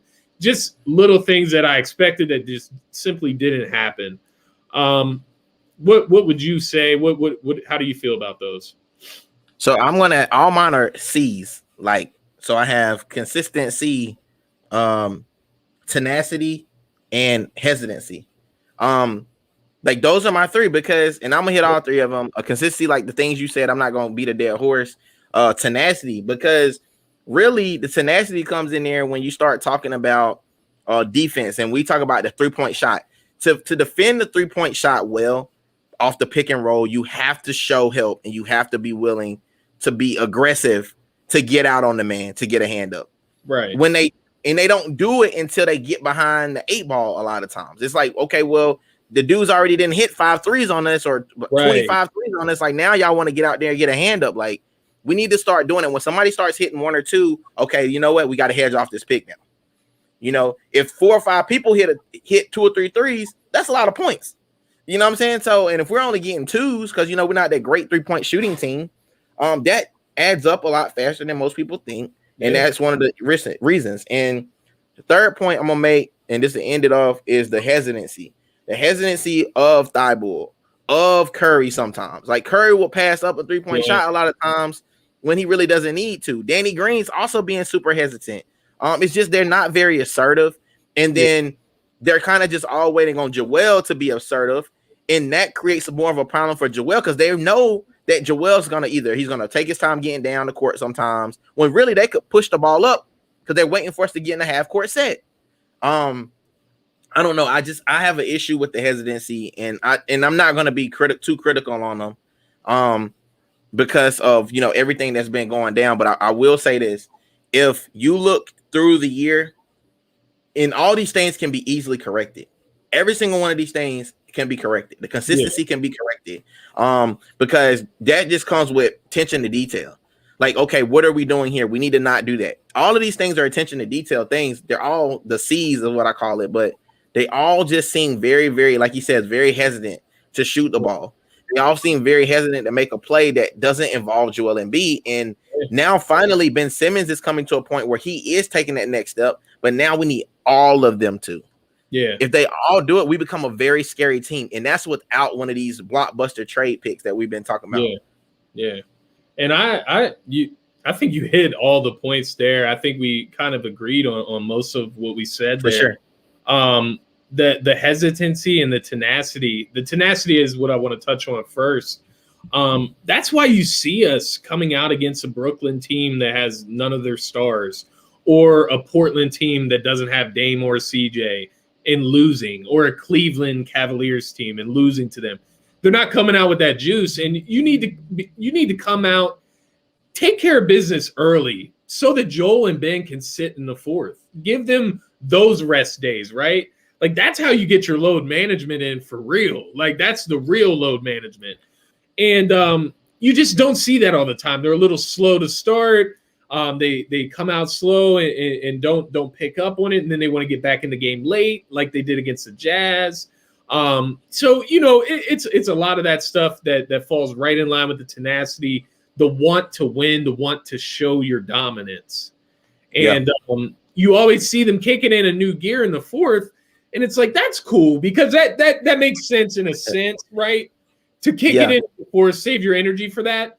But when it comes playoff time, we need that the entire game. Like that, it can be no turn it on in the second half. It needs to be the entire game. Come out and show your stuff from the beginning. And then on the hesitancy, I thought that Toronto, that game at first, well, I think it was the second time we played Toronto, but the first of that back-to-back matchup we had like a week ago. That first game when you saw Shake like pump faking and then trying to drive in, or Seth Curry pump fake and then try to drive it, just shoot the shot. Shoot the shot. That's it. And I think we talked about that. That's just part of playing with one another. You just know that that's your shot to take. You know that you're not taking away from Embiid's shots. He's going to get it all the shots that he needs, right? Like, we don't need to think about Embiid when we got an open three. Another thing just to point that out is also a lot of that's gonna get fixed. And shout out to my boy Phil, that's a spare guy, Emer. Like what's gonna happen is what's gonna end up happening is as the season goes on, Joel's gonna start saying, "Bro, shoot the ball." They're already, if you watch them, kind of their mouths, like they're saying shoot, like they're saying stuff to kind of get Curry going. And when he does decide to be super like ready to go, he makes the shot. Yeah, it's just, I don't know. He's the like, you can tell he's the more of the shy Curry. Like he's definitely the shy Curry. He's not in the, not in the public, and it's showing in his game too. So you can see it comes around. You can see the hesitation in like when he's hesitating, you can see it in his game, and it's apparent. Like, maybe Danny, it doesn't look as bad because he's hobbling around. But like Seth, you can tell when he's not feeling comfortable. And that shot is just not coming off his hand the same. It's very simple. But yeah, I think we agreed there. And those are all fixable. It's all comes with chemistry, playing together, building up on one another. The biggest surprises. Surprises, when I think surprises, I think good things. So that's what I'm correlating it with. I think it's surprising that we're the number 1 seed in the East right now. I did not have us at number 1 coming into the season. A lot of it was building chemistry, like we talked about, and they've been kind of able to do that on the fly and handle the adversity of a COVID-ridden season much better than some other teams, like Boston, like Miami. And that's what I would call my biggest surprise right now, is just the fact that we've been able to withstand a lot, between COVID, multiple injuries, people being out sick, whatever the case may be, a new head coach, new pieces, and we've been able to withstand and uphold up to that number 1 seed in the East. And I'd be proud of that if I'm them. I wouldn't hang my hat on it now. There's still work to be done, but this is the best place that they could be at the All-Star break, right? Like number 1 seed, it doesn't get better than that in the East. What did you have in mind when it comes to surprises?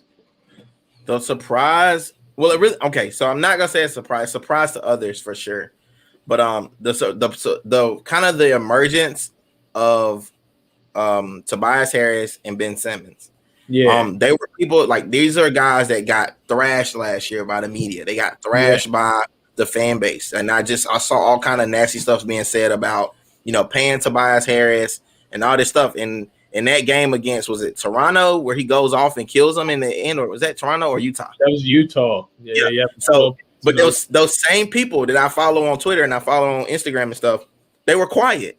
Yeah. And it's like, you said this dude needed to be traded away from here, but I just saw you jumping up at your TV as this guy thrashes the Utah Jazz and and puts on a clinic with the turnaround jumper. Yeah. And this is all stuff. When you're a good player and you go to a shitty coach, Brett Brown was a shitty coach. So when you go to a shitty coach, you will take on their characteristics. We're taking on characteristics of Doc Rivers right now.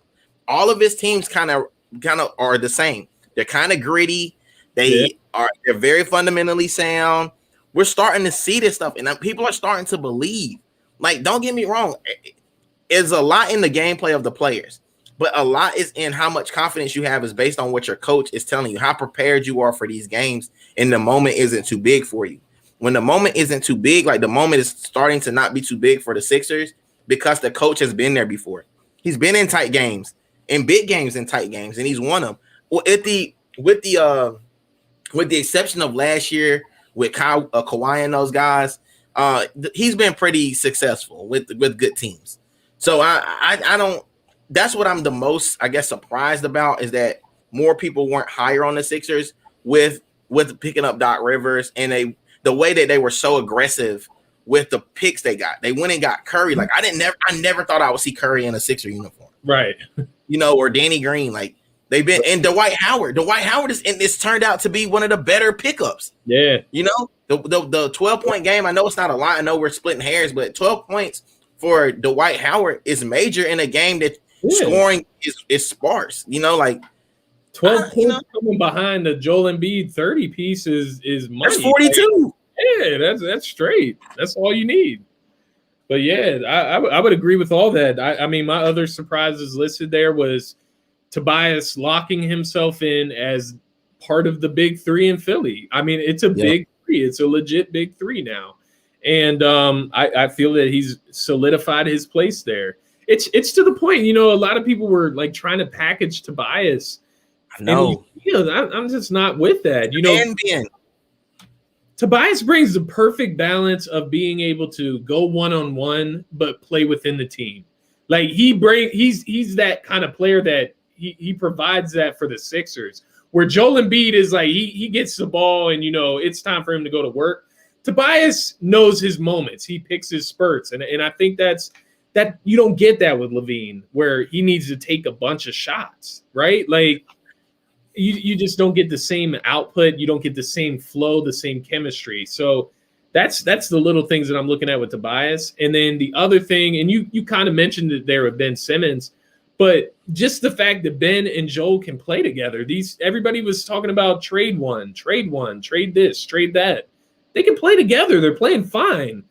Joel Embiid's a Defensive Player of the Year candidate and an MVP candidate, and Ben Simmons is a Defensive Player of the Year candidate. You know, all-stars. Tobias is questionably an all-star. So, you know, all of this coming together just seems like a great culmination, right? I love that we are the number 1 seed, but I can't wait till the playoffs. That seed means nothing. Yeah, it means nothing, but it is a good milestone. It is a good benchmark. But at the same time, I want to be the number 1 team in the East. That's what you are. Well, I get what he's saying, because like we watched the Bucks be the best team in the league for like 3 years in the regular season and be trash in the playoffs. But I don't think that this is this team. And I'm going to say this to Al, and I've said this to them guys before. If you're looking at the games that they've had, that they've really played, the games that Joe played, the games that, you know, they really had to go in there and pick up a dub, and it was a close game, that is what gives you that what gives me the indication that they're going to be good in the playoffs, because those are playoff type games. Like the Utah game was a playoff type game. That game against the Lakers in the beginning of the season, that is a playoff type game. And when you can win tight games that you would otherwise lose with another coach, it gives me a good feeling that we're going to be there at the end, because we have been tested in tough games and we've come out victorious. So yes, I understand we need other pieces and people want to make trades and do all this, but like I said, man, you don't want to mess with too much chemistry.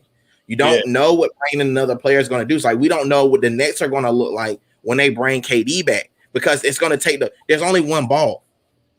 There's only one ball. They don't bring extra balls out because you got more shooters. They still got that same ball you got to put in the hoop. And if you can't stop anybody, the New Jersey Nets, if they can't stop anybody, and no, I'm not calling them Brooklyn. The New Jersey Nets, if they can't stop anybody from playing basketball and shooting the ball, I don't care if they score 150. If you give up 160, you lose. So, you know, it is what it is, man. Straight up. But yeah, overall, just a very surprisingly delightful Sixers team this year. You know, I'm not going to be too hard on them. I thought that they left it all out on the court against Utah right before the break. And I thought that was like a highlight to go into the All-Star break, like to get that W. We have another huge West Coast trip coming at the end. Yeah. This whole second half is going to be monstrous. I mean, we haven't had any matchups with the Bucks yet. A lot of the Eastern Conference teams, we really haven't played that much at full strength. So we're going to see all of those guys on the back end of this schedule. And it's going to be a good test. I have a question for you. Yeah. All right, check this out. So I've been watching like a lot of the guys in Philly, and a lot of people are saying that maybe Ben and Joel weren't sick. Maybe there was no contact tracing. Maybe they didn't want to play because they didn't want to risk the fact of getting hurt or anything like that. Because, you know, like with our luck, they go out there and tear a damn ACL or some shit. Yeah, like that's what the more and more I kept thinking about it. And you said, I think in the chat, you said it's a blessing in disguise. Yeah, and I agree with that. And I didn't at first, but now I do, because I looked at that game. That All-Star game was not for Ben or Joel. Neither one of them would have probably done well in that game, just based on the way it would go. So those two guys are more gritty guys. They need touches. They need to get in there. Right. And it really would do more harm than anything. And the fact of the matter is that Doc Rivers was able to coach the damn game, but they couldn't play in the game. Think about that. Like, think about how many times they probably saw Doc Rivers in that time frame, but he didn't have to sit out, but they did. And you saw, are we not? Yeah, and you saw Doc was like, he wasn't upset about it. Like, he was joking around. Like, he's gonna play, you know, Giannis 47 minutes and shit. So yeah, I think there could be some truth to that, and that is how I felt about it. You know, while I was disappointed, you know, when they're doing the All-Star introductions and we don't get to see Ben and Joel come out and represent Philly, that's a little disappointing, sure. But, you know, the fact of the matter is, one less game, you know, you talk about load management with Joel. Yeah, That's low. he shouldn't be playing in that game. Like He gets a whole week off now. Yeah, so I thought it was a blessing in disguise. I is what it is as far as if they really wanted to play or not. But I think their health should be top priority at this point. We want to see them in the playoffs. That's the point of all of this. Can you throw up Al's comment real quick? Yeah, this is what I want to get on right here. So Al, man, this is perfect. This is perfect for what I wanted to bring up. And because these teams that are coming up are all pretty much good teams. Like these are good measuring sticks to see where we fall, like where we really fall in the bigger scheme of things. If we can get through this little West Coast trip and then some of these the Eastern Bucks game that's sprinkled in there, if we can get through this, would that make you feel more comfortable with the team that you currently have constructed? Because me personally, if we can get through this stretch unscathed, then not only am I going to feel better, I'm going to take that same screenshot while all y'all was saying y'all was scared. I'm going to throw it up on the screen next time I have a show. And then I want all y'all to come on and explain yourselves. Now, I'm not going to let you off the hook. You're going to come on. You're going to explain why you were scared. Yeah, the net stuff is definitely coming back. I'm telling you, we are going to revisit some of them screenshots because the guys were getting crazy in the chat, bro. Like it was very, very an intimidated chat that we were having there, like very bowing down to the Brooklyn Nets. They've already won the Eastern Conference apparently in a heat ratio chat. Them boys, I'm surprised, man. Them boys got like 3 playoff wins in the last 2 years because KD didn't even play in them games because he was hurt. So the games Thursday, Friday, Sunday games may be a problem for Ben and JoJo to play. Yeah, go back. Why the days of the games? Why is that a problem? Are they like full moon games? They're gonna turn like werewolf? I was wondering, like, are their knees gonna be sore?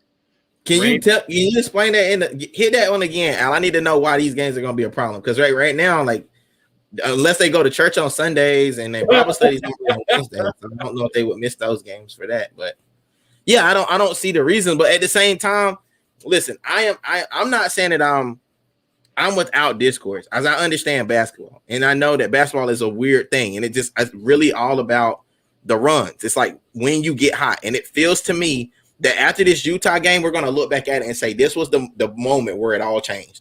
We're number one, but this moment after winning that game, kind of asserting our dominance, it will be good. So you're talking about these upcoming games just this weekend. Last pass Sunday. Okay. So like if they with the contact tracing, they might be out throughout the weekend. When do they start back? Thursday? Yeah, Thursday, and then the games on Friday and then Sunday. So they might not. I mean, I've heard a couple different things. So I've heard a 5-day contact tracing period. If they get all negatives on those 5 days, which I believe they started on Saturday, then they should be good by Thursday. If they did either one of them test positive? Did any one of them test positive? Because I don't think any. Not yet. Okay. Not yet, at least. And they've gotten tested every day since. So we'll see. They might not miss any time, based on what I've heard, but I could be wrong in that instance. If we play in Dallas, it won't even matter. If we play Dallas at all, because Texas, COVID no longer exists in Texas. We play the Bulls on Thursday. That's the only one I think we got a game against the Wizards coming up as well. But the Bills, the Washington Bills, right? So we'll close it out there with the Sixers talk. I think this second half of the season is going to be very telling, just like it is for the rest of these teams. But what I'm hoping is that for our Sixers fans that are worried about the Nets and other teams out there, I'm hoping that this Sixers team can clear those up for you, can clear that doubt up for you, help you garner some confidence in your squad, and rightfully root for your team, and not bow down to the New Jersey Nets. New Jersey Nets. We got to stop doing that. We got to stop crowning these teams. Like, nobody crowns Philly whenever we have the top team. Like, I don't get it. Like, why are we every year? We can't be doing that, man. But what we'll get to next, we'll end the show on this, JD. I kind of just wanted to get your top 10 teams in the league at the break. So a power ranking. So we're thinking about what team would you consider closest to that championship contending caliber. So I'll give you my first team. We can kind of just go back and forth down the list, and you give me who you got. So my first team on the list, number one in my power rankings, or do you want to start from 10? What do you think would be better? Just to do one, because if we get down to like 5, it might not even matter. Right. Facts. So at 1, I got the Lakers. Until otherwise, I'm going with the Lakers. Now, if AD comes down, it tears his Achilles in the second half of the season, then yeah, I'm going to move him down a little bit. But right now, LeBron's still there. He can hold him afloat until AD comes back healthy. I still got the Lakers number 1 there. Are we talking about these are current teams, like how we currently see it? Yeah, so what I mean is currently in respect to the championship. So if we were going to the playoffs right now, now mind you, when I talk about the Lakers, I am considering AD as part of that. So okay, they said he was out until All-Star break. Now we're gonna see the truth of what's going on with AD's injury. Exactly, bro. I need to hit a JD bomb real quick.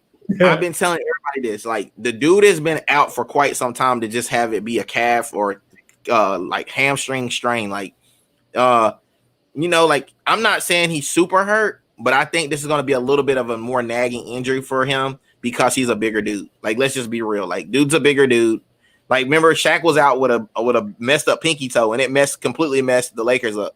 Right. So, in my opinion, if I gotta go right now, my number 1 seed, I am going to go with the Sixers because they just knocked out the number 1 team in the West. They're trending up, and we will see this team kind of go against the grain and have a chance. But yeah, so they're my number 1. Yeah, so I ain't gonna hate on that. And you're making me second guess my number 2 because now I feel like I'm being disrespectful to the Sixers. But I did put the Jazz as the number 2 there at 27-9. But I feel like I'm being disrespectful now that you pointed out that we did beat them straight up with everybody healthy. So yeah, I'm gonna stay true to what stay true to your numbers, man. Don't switch up. I'm gonna stay true to my numbers.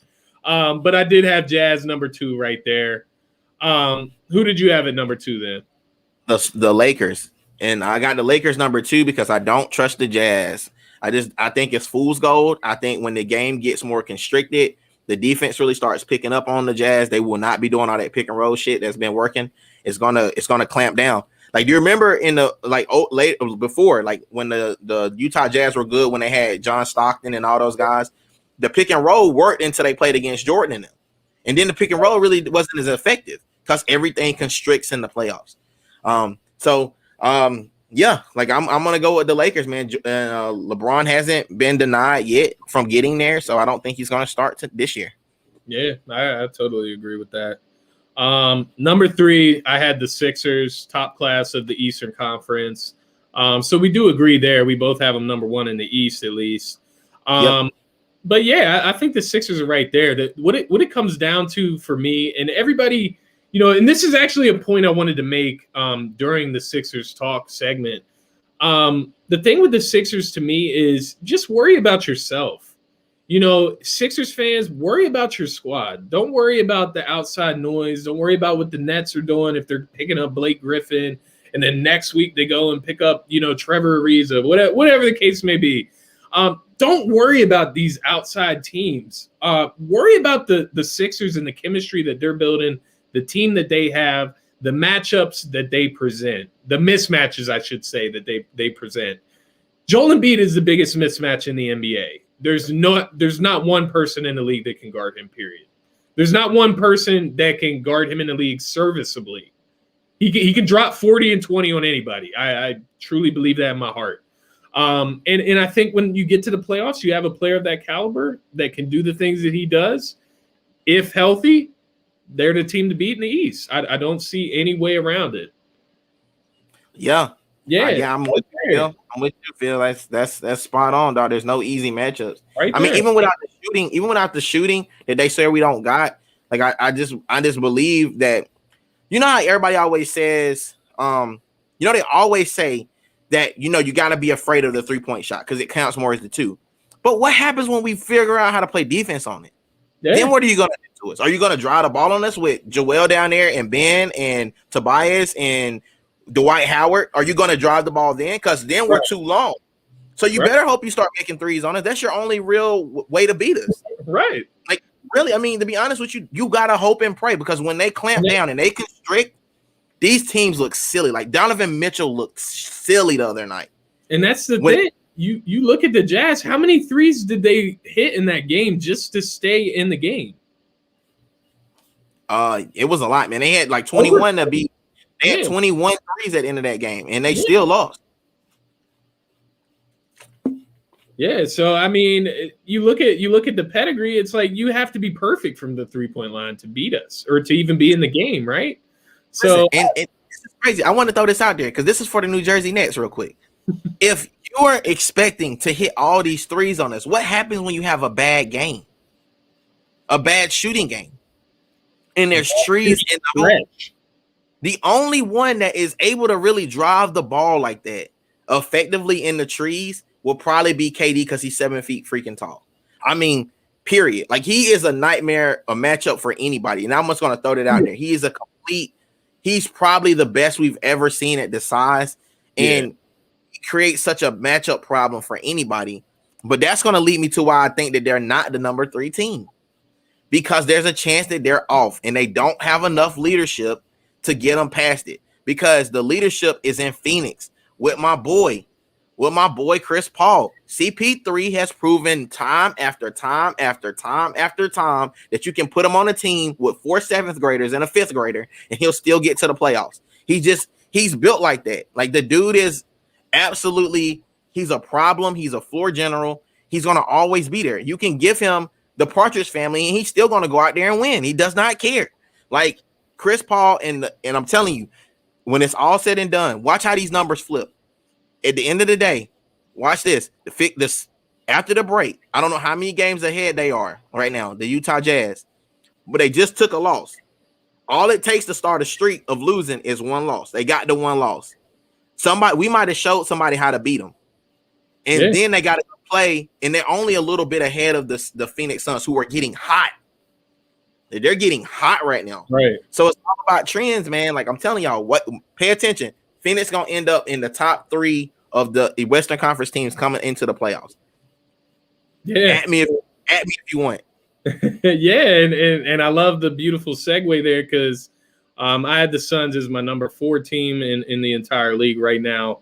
The pedigree is there. The coaching is there. Monty Williams, a great coach. Chris Paul is there. He's experienced. Devin Booker is the star. He's a scorer that can't be stopped. You have the big man in DeAndre Ayton. He plays good defense. He controls the paint.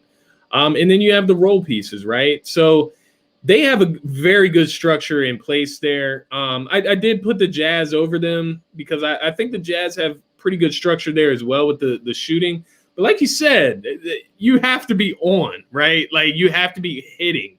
And that's something that I feel like Phoenix doesn't have to worry about when you have Chris Paul controlling the offense and making crazy, getting the ball everywhere it needs to be, putting people in the right places. So that's why I have the Nets there.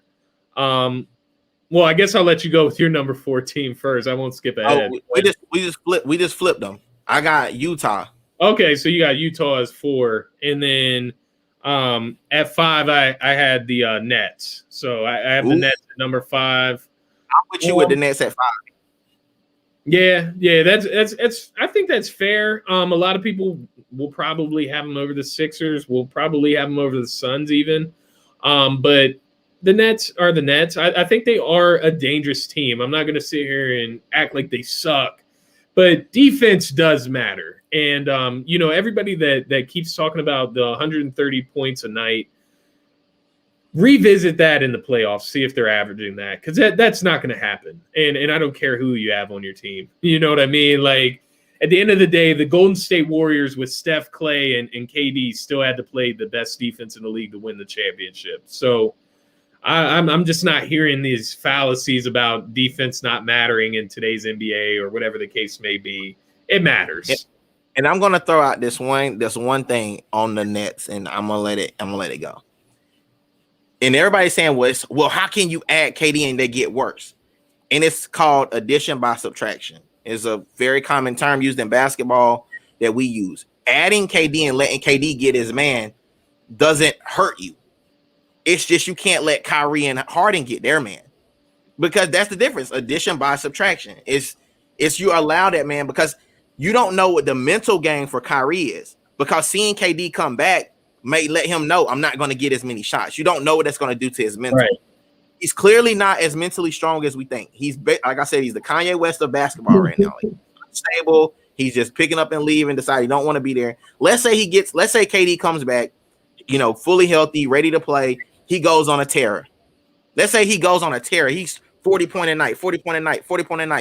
And what does that mean for Harden and Kyrie? Because Harden has accepted his new role.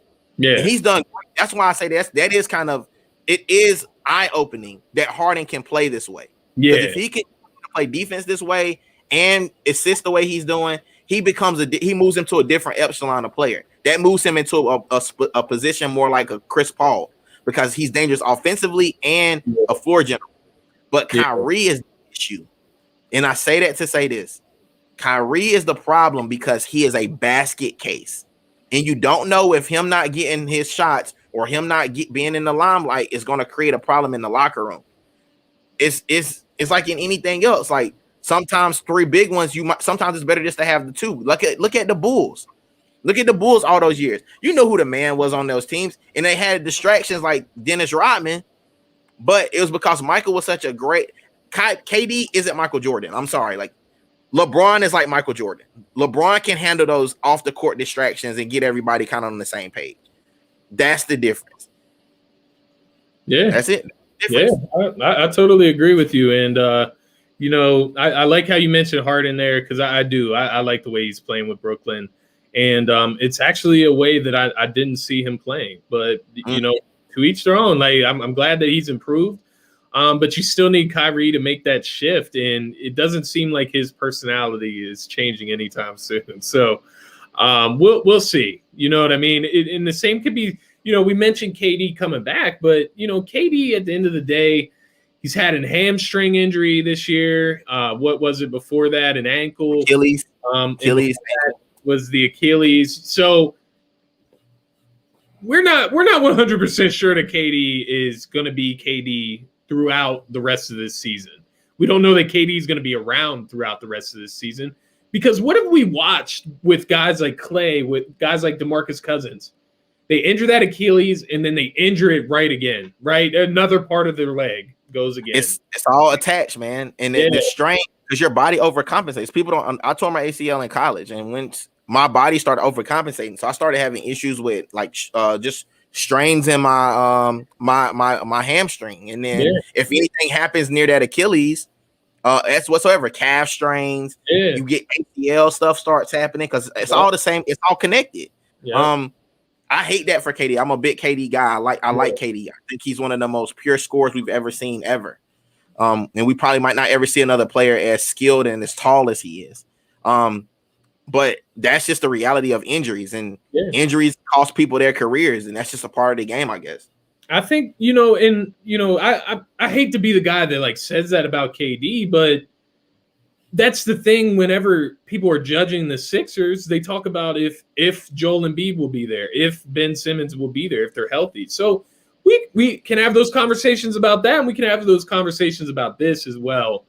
And that's all we're trying to do here, is keep everything even killed, make sure all the teams are receiving the same, the same type of treatment, because that's the thing that I pointed out. And we'll end after this. We only need to give the top five, because we had the top five at the same anyways, just a little mixed around. So it's obvious who we think the contenders are.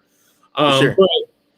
But the thing I said to y'all in the group chat yesterday, and not you obviously, because we were on the same side in that combo, but was basically to if we're giving benefits of doubts to the Bucks, who have not performed well in the playoffs, if we're giving benefit of doubts to the Clippers, if we're giving a benefit of the doubt to the Jazz, even if we're giving the benefit of the doubt to the Nets, who have not played together, period, then give those same benefits of doubt to the Sixers, your own squad, right? Like all these teams have work to do. They all have improvements to make. There's a lot that's going to change in the second half of the season, I'm sure.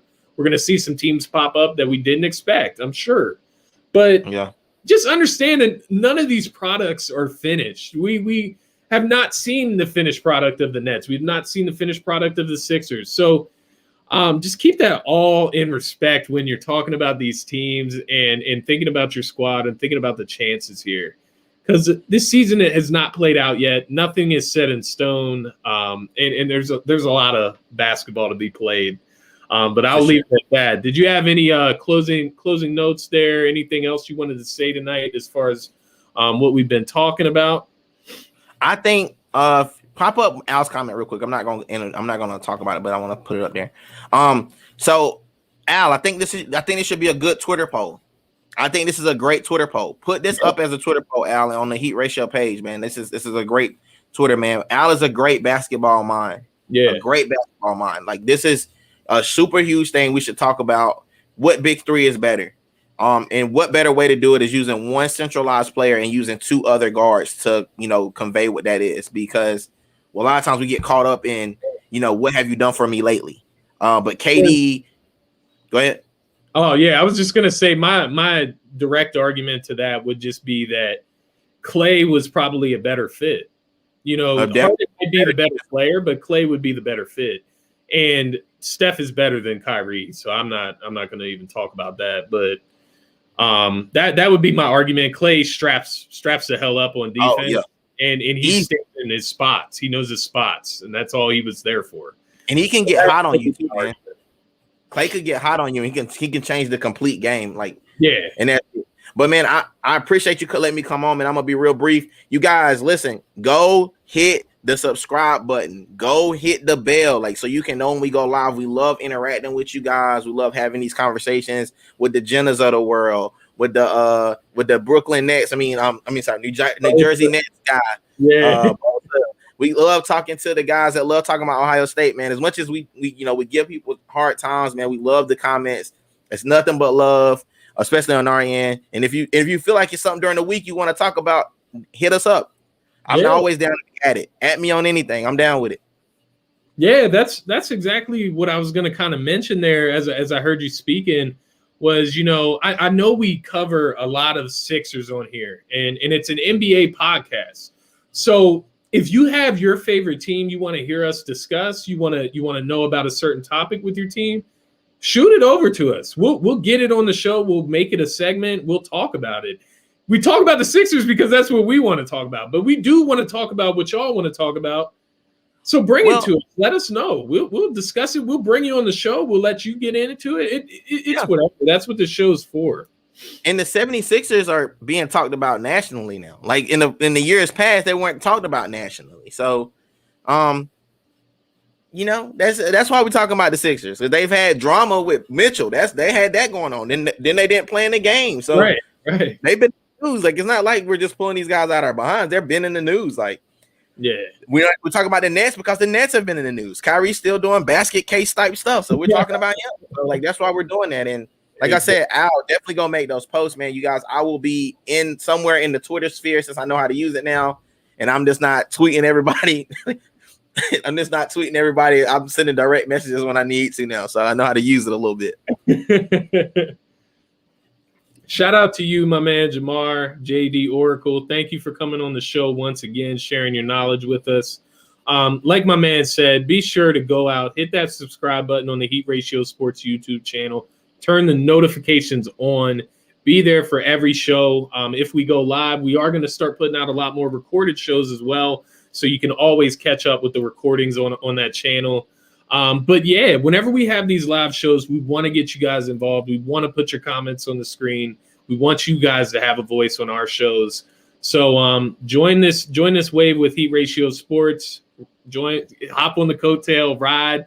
Give us a follow on Twitter, Instagram. Once again, I'll shout out all the Twitter handles one more time.